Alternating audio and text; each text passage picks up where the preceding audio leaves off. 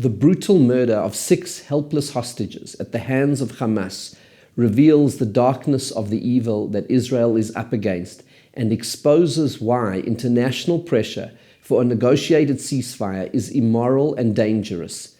Instead, the United Nations, the EU, and most certainly Israel's closest ally, the United States, should unequivocally demand that Hamas surrender and release all hostages unconditionally and with immediate effect.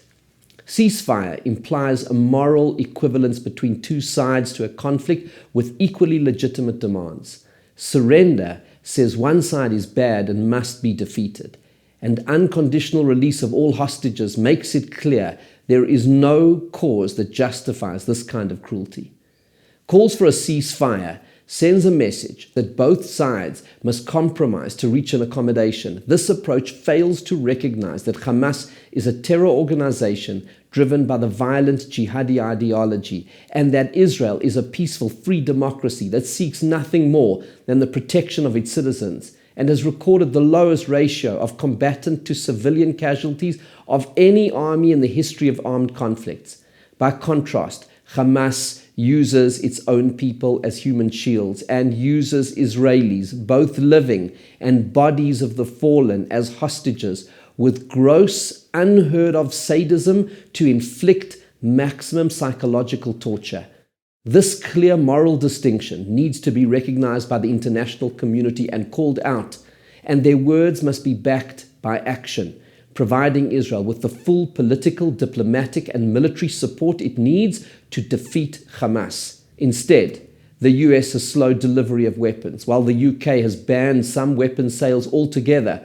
When Israel assassinates terror leaders like Hamas head Ismail Haniyeh, President Biden says these actions aren't helping negotiations. And meanwhile, in pursuit of a ceasefire deal, the Secretary of State, Antony Blinken, has pressured Israel to leave the Philadelphia corridor, which would allow Hamas to regroup and rearm and prepare for the next attack.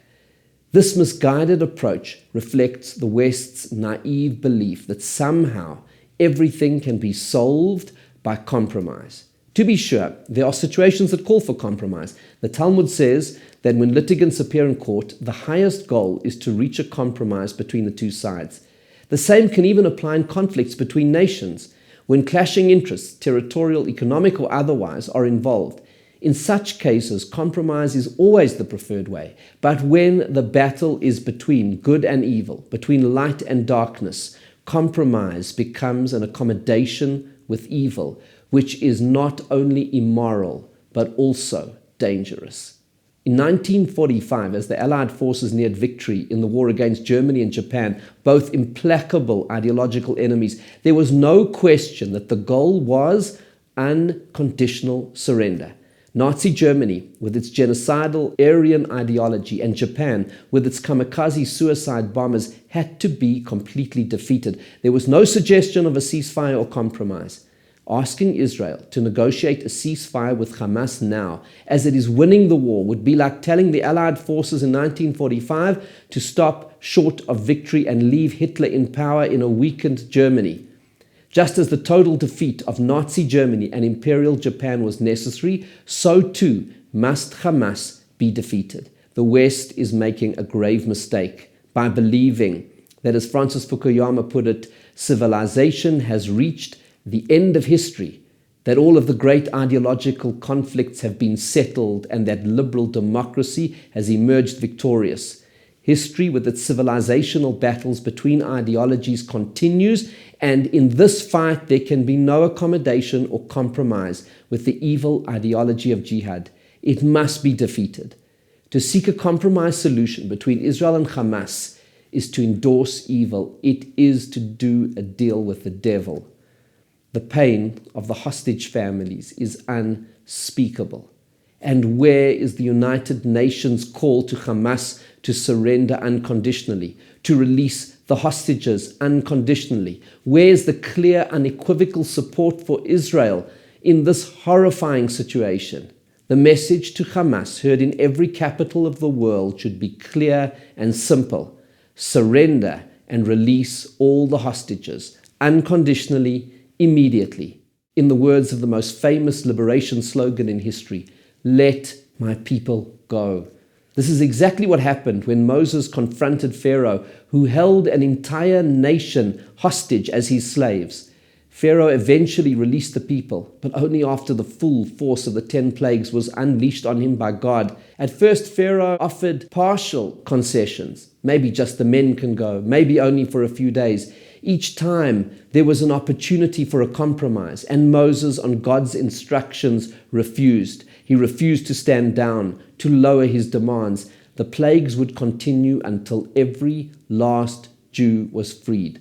Eventually, Pharaoh was broken and he released the Jewish people from captivity, every single one of them. A message of unequivocal support must now go forth from the United Nations, from the EU, from the United States, from the UK, and every country in the world to Israel. The Israeli government and its people must make decisions that they see fit in these awful circumstances. Only they can know what to do. But the world must say to Israel in very clear terms, we will support you. We will back you with the weapons you need and with the political and diplomatic tools at our disposal until Hamas surrenders unconditionally and releases every hostage, and until this evil is utterly vanquished. By not supporting Israel unequivocally, by demanding a negotiated ceasefire instead of surrender, the world sends Hamas and all jihadi terror a dangerous message. They are saying to them, no matter what you do, no matter what evil you perpetrate, you will always be able to extract compromises and concessions. We will always be here to negotiate for you and accommodate your wishes. Your violence, intimidation, and terror works. This dramatically increases the risk of an awful terror attack on the West.